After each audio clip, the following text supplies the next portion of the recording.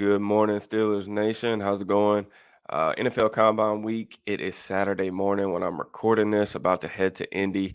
But wanted to jump on here and talk some quarterbacks and receivers. Some of that stuff. We'll get to talk to those guys during their media interviews yesterday in Indianapolis at the NFL Combine.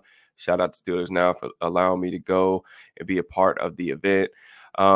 First things first, I kind of just wanted to talk, obviously, about the formal visits that they had yesterday. That we could talk about those players individually, just a little bit of background info for you guys to kind of take home with you. And if you guys want to look some of their stuff up, definitely do that.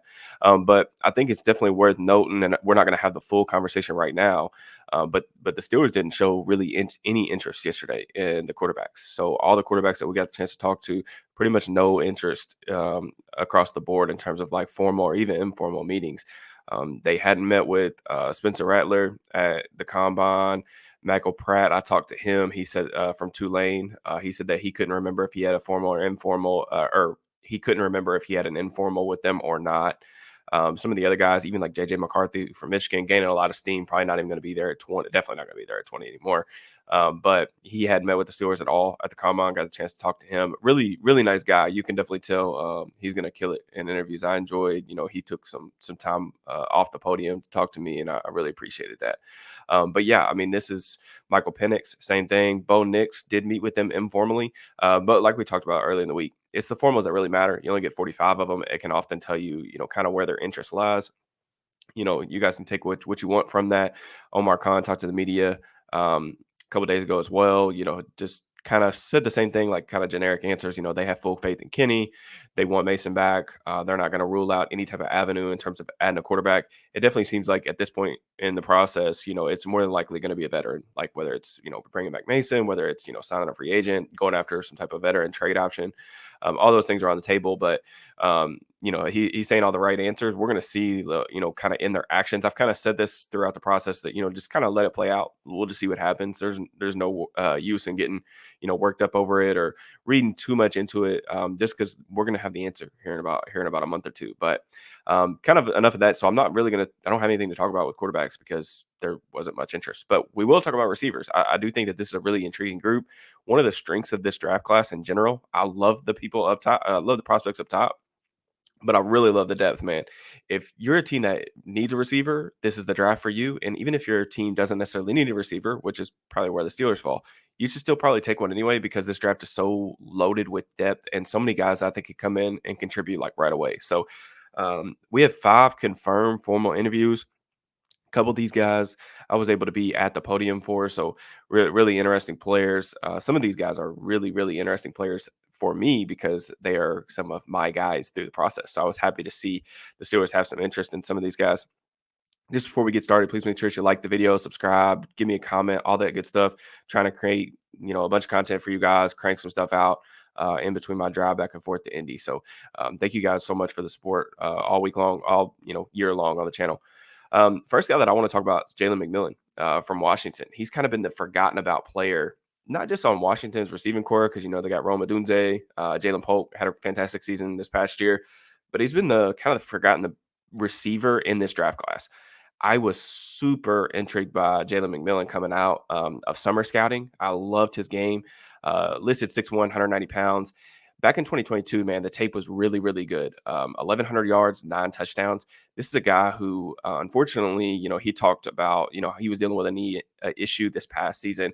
He tried to come back early a couple times, and it ended up kind of biting him. Unfortunately, he just wasn't able to really be himself. But he's 100% now. He's going to do all the testing. Really excited to see how he runs, how he looks out there on the field. But he had some really encouraging moments down the stretch last season. Michael Penix, that vertical based Washington offense, really good player, man. I'm telling you, I'm a big believer in this dude's talent. And this is the type of player that I said was really a perfect match for what the Steelers are kind of missing and really what I would like to see them add. But with McMillan, like I said, Big time year in 2022. Things I love about his game, understands how to set up defenders. This dude, when he gets to the second level, he can beat press, but mostly operated it out of the slot at Washington, especially 2 years ago. But he has some inside outside versatility. One of the things I like about him, understands how to set defenders up at the second level. When he gets off coverage, he's really slippery. Guys, he knows how to defeat leverage. He can cross guys' face. Especially option routes. He didn't get to run a ton of them at Washington, but option routes, those are all within his wheelhouse. I mean, I think that this dude understands how to get open. He's going to be a chain mover at the next level. And I also think with that, he's a really well-rounded receiver. I don't think people are giving him enough credit for that either. He had a lot of vertical plays 2 years ago in that Washington offense. I don't think he's necessarily a blazer, but again, he understands how to defeat leverage, how to manipulate safety's blind spots. If you let this dude get a runway, he has some nice speed to him. I'm very interested to see what he runs because I think it's going to be better than most people are anticipating.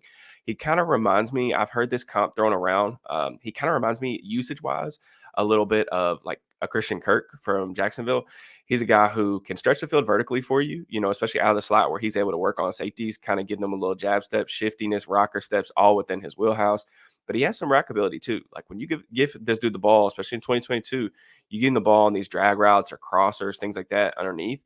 He can make some good things happen for you too. So just a really well-rounded player and someone that I'm a big believer in.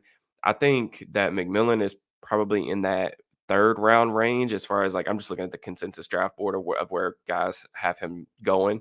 But I think, if he were to be, there's like I said, this receiver class is loaded, man. So a lot of good players are going to get pushed down the board. Even though everybody's going to be looking for him, there's just so many good ones. And it's a flavor thing, all these different types of archetypes and skill sets. But if McMillan got there to round three, even if, the Steelers necessarily do probably have other bigger needs, I would love that pick because this dude, slot monster, but has some outside versatility. I think with Arthur Smith's offense on those crossers and understanding how to set guys up like that, really big fan of his game. But let's move on to another guy that I'm a really big fan of, and have been really since the summer. Ad Mitchell coming out of Texas. He's a guy who transferred from Georgia to be. We got a really good answer from him yesterday about the reason why he transferred to Georgia or from Georgia to Texas. He wanted to be closer to his 3-year-old daughter. As someone with a 3-year-old daughter, I definitely relate. So hearing him talk about that was kind of cool. But an underclassman, he's listed 6'4", 196 pounds. I did a full draft profile on SteelersNow.com. If you guys can go check that out, that would be awesome. But it has quotes in there from me getting to be at his podium. I was able to ask him a couple questions. One of the things I love about Mitchell's game, smooth, just so smooth. Everything that he does just looks like he's gliding, and everything just looks so smooth, so easy. Just love how he moves. One of the things I like about him as a route runner, he just understands how to get open, but he does it in a different way. He varies his pace. He'll go full speed, kind of lull defenders to sleep, and then use that kind of tempo variation to get open. Like you go back and watch the Alabama game, he had a couple really, really nice plays against Koy McKinstry in the red zone. He had a touchdown against him where he kind of stemmed, kind of gave him a little outside release, stemmed it, and then did this nasty crossover back across his face for a touchdown. I mean, just this is a really good player and someone that we always kind of knew had the ability. He was banged up in 2022 with Georgia. I think it was, I don't want to say what it was. It was either, I think, a knee or an ankle, but he didn't really get to play much, but, had a couple touchdowns later in the season for them, national champion. And then, transfers to Texas, one of the best, duos this season with Xavier Worthy. I think the production for Mitchell was, we saw an uptick this past season, 855 yards, I think 11 touchdowns or something like that. But he's a dude that he really work him vertical, double moves, like understands, like really smooth runner, like can cover a lot of ground quickly. I just love the way, like I said, how he sets defenders up, double moves, um, proficient on go balls. Like you want to throw this dude the ball down the field, that's really where he wins.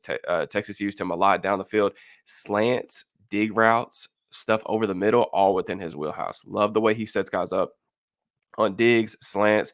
I want to say last season, he was one of the better like dig runners in college football. So, nice size. There are some flashes of him high pointing the football, so I like that a lot.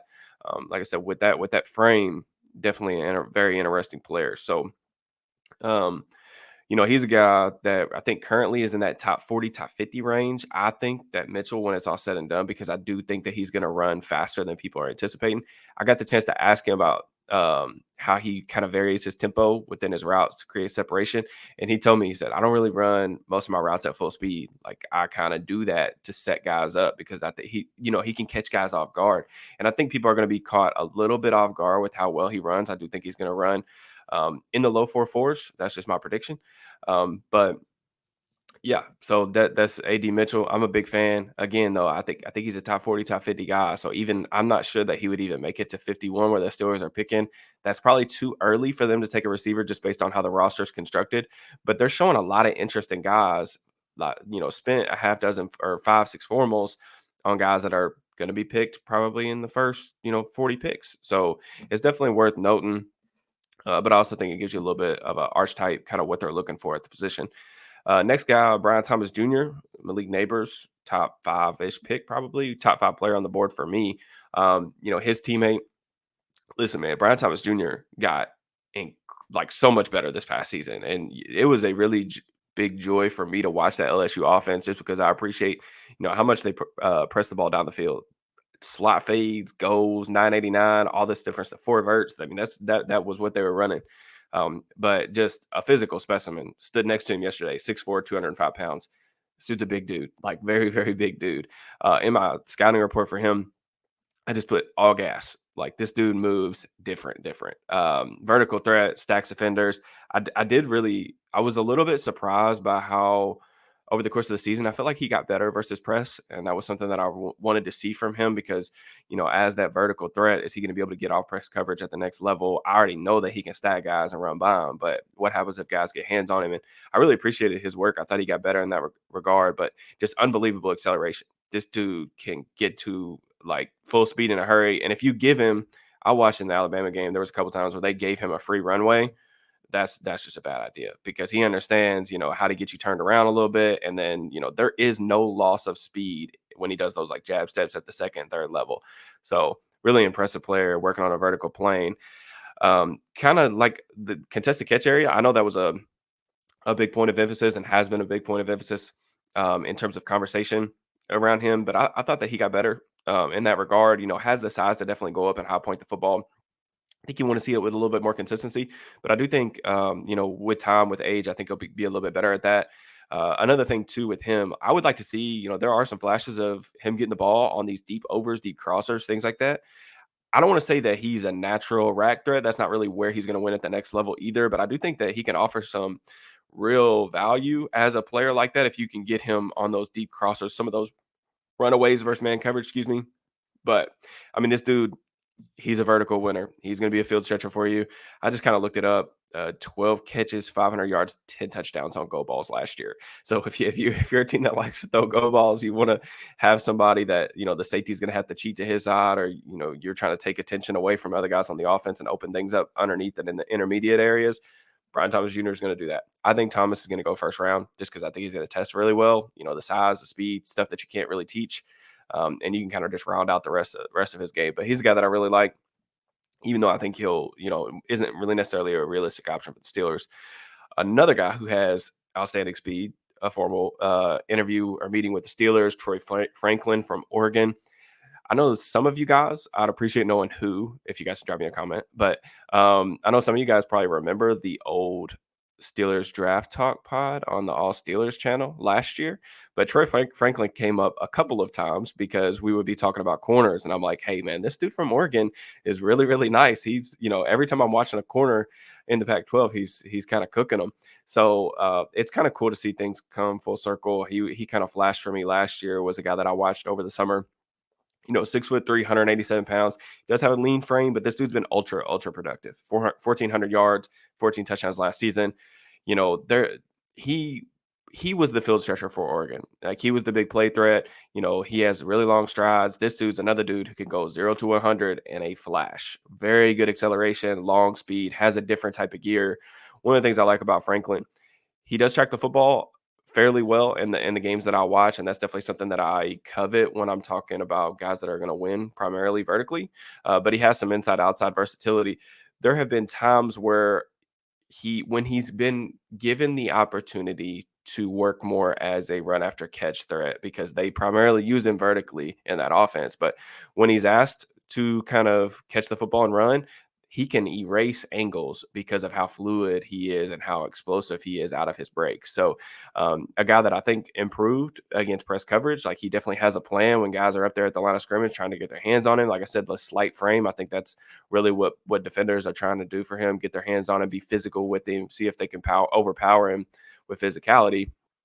Um, but an interesting player. He's a guy that I really want to go back and watch a little. I saw him so much live, and like I said, he was a guy that was on my radar last year. I haven't really watched a ton of the 2023 tape. I think I watched one or two games a couple months ago, but just wasn't a guy that I thought the Steelers would be showing much interest in. But I'm going to go back. He's a guy that I want to circle back and watch some more film on over the course of the next couple of months. But really interesting player, like I said, ultra productive. Another underclassman. A lot of some of these guys underclassmen. Ad Mitchell, 21. Brian Thomas Jr. I think he's an underclassman. The next guy, underclassman, Troy Franklin. So younger guys aside from McMillan that they spent formals on. Keon Coman from Florida State, transfer from Michigan State. This is another guy that I pointed out, right before the college football season started, as a guy that I was really excited about.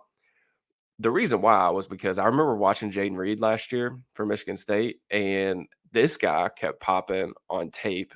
But the problem was they didn't have a quarterback, so it was really frustrating for me to watch both of them because I thought that both of them were open a lot and they just were not getting the football. So it was good for me to see him go to a place in a better situation.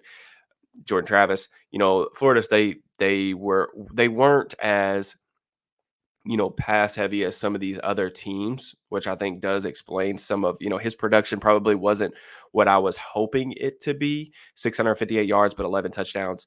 But still, we saw the type of player, the archetype that Keon Coleman is. This dude is a ball winner. That's just how he's going to make his living. He's a contested catch threat.